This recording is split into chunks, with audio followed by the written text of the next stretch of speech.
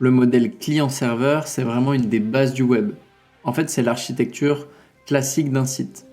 On a le serveur qui s'occupe de générer des pages HTML, puis envoie ces pages à l'utilisateur. Mais aujourd'hui, je vous parle d'une nouvelle architecture, dont l'idée principale est de ne pas utiliser de serveur back-end. Ça s'appelle la Jamstack. Et on va analyser ensemble ce concept.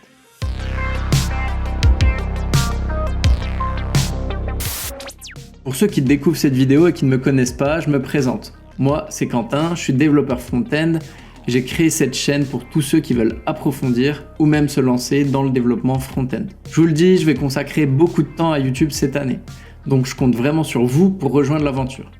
Oui, là, tout de suite maintenant, un clic sur le bouton s'abonner et comme ça, on n'en parle plus. C'est fait ? Ok, super, on peut commencer. Utiliser un serveur back-end, c'est souvent aussi utile qu'indispensable. Vous pouvez compter sur nos amis les développeurs back pour confirmer. Et même si un serveur est très utile, il amène certaines limitations. Donc pour commencer, on va voir quels sont les problèmes que la Jamstack résout et les résultats que l'on peut obtenir. La Jamstack, c'est rapide. Un site avec une architecture Jamstack est en moyenne 6 fois plus rapide. Il n'y a pas de serveur back-end, donc on économise le temps de rendu de la page. On se retrouve donc avec un score boosté, et ça c'est un critère super important pour être mis en avant par Google. Avec la Jamstack, pas de problème de sécurité. Il n'y a pas de base de données directement reliée au site, donc il n'y a rien à hacker. L'architecture permet aussi d'éviter les attaques DDoS, qui visent à paralyser un site en envoyant trop de requêtes au serveur back-end. Les coûts liés à l'utilisation d'un serveur sont fortement réduits. Certains services proposent même un hébergement gratuit. Avec de tels arguments, je pense que la Jamstack commence à vous intéresser sérieusement. Mais sans les fonctions dynamiques d'un serveur back-end, on se retrouve avec de simples fichiers statiques, HTML, CSS et JavaScript. Alors oui, tous les sites modernes utilisent ces langages. La limite n'est donc pas technique, mais plutôt au niveau du contenu. Avec la Jamstack, on parle de site statique, ce qui sous-entend que le contenu est intégré directement dans le code du site. Avoir un contenu statique, ça peut passer pour une landing page ou une documentation, mais c'est tout de suite plus compliqué pour un site e-commerce ou un site d'actualité. On est obligé de faire appel à un développeur pour mettre à jour le contenu et surtout on risque de se retrouver avec des pages HTML ennuyantes. Les utilisateurs, ils ont besoin d'interagir avec le site et de pouvoir profiter de fonctions dynamiques. Heureusement pour la Jamstack, on peut exploiter la puissance des API pour ajouter de nombreuses fonctions à notre site. Aujourd'hui, il y a des API pour tout. On peut récupérer un catalogue de produits sur Shopify, des articles de blog sur Contentful. Les utilisateurs peuvent se connecter avec Auth0, ajouter des produits à leur panier Snipcart, payer avec Stripe, envoyer des formulaires Typeform et rechercher avec Algolia. Bref, c'est assez génial de pouvoir profiter de tous ces services développés par des entreprises qui savent ce qu'elles font. Ça fait un peu de blabla, mais je viens de vous présenter les 3 piliers qui constituent son nom. JavaScript, API et Markup. Et voici la meilleure définition que j'ai trouvée. Les applications Jamstack se composent de pages HTML statiques, rendues dynamiques avec JavaScript et améliorées avec des services tiers accessibles via des API.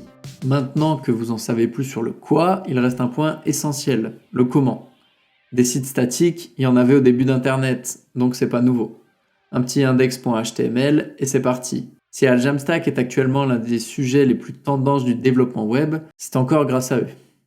Je parle bien sûr des frameworks JavaScript. Et oui, pour ça, on utilise un générateur de sites statiques, ou SSG. C'est un outil moderne basé sur un framework JavaScript. Les plus utilisés sont Nuxt.js et Gridsom pour Vue, et Next.js et Gatsby pour React. Et comme il se base sur un framework JavaScript, on profite des nombreux avantages de ces frameworks, comme les composants, le routeur, le store. Et ça, c'est cool. Cet outil nous permet donc de connecter plusieurs sources de données pour récupérer du contenu via les API qu'on a évoquées. Et quand on lance l'exécution, tout le site va être généré sous forme de page HTML. En fait, c'est une version figée du site à cet instant. Pas de surprise, c'est ce que l'utilisateur verra. Et pour les contenus dynamiques, ils ne sont pas inclus lors de la génération, mais seront téléchargés par l'utilisateur. Oui, encore grâce aux API. Au final, l'hébergement est la partie la plus simple ici. Il faut utiliser un CDN. Perso, j'adore Vercel, mais Netlify fait ça très bien aussi. On connecte le répertoire Git où se trouve le code au CDN, et comme ça, à chaque fois que l'on met à jour le code, ça déclenche une génération du site. On peut aussi générer une nouvelle version dès qu'un contenu est mis à jour dans le CMS par exemple. Pour ça, on peut utiliser des webbooks. Ce qui m'a poussé à faire cette vidéo, c'est que je viens de passer une année entière sur un projet avec une architecture Jamstack. Un site e-commerce international, donc assez exigeant en termes de fonctions, d'analytics et de performance. J'ai vraiment kiffé l'expérience de développement. On a travaillé avec des outils modernes, des API puissantes et bien documentées. Et surtout, j'ai vu les résultats en termes de performance. Ça envoie. Pour ceux que ça intéresse, c'est Gridsum qui a été utilisé.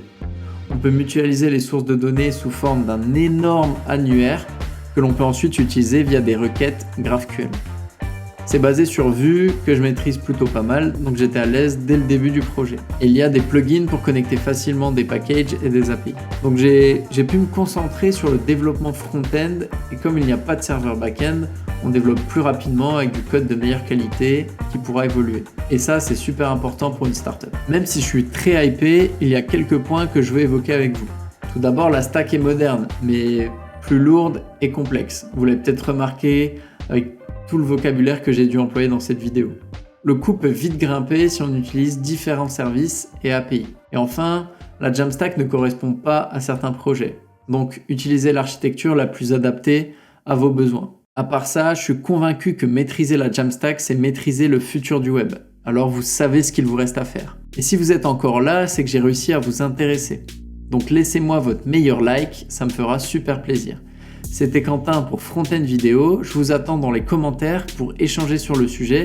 Et si vous avez des questions, n'hésitez pas. Je réponds à tous les commentaires. Ciao, bye bye.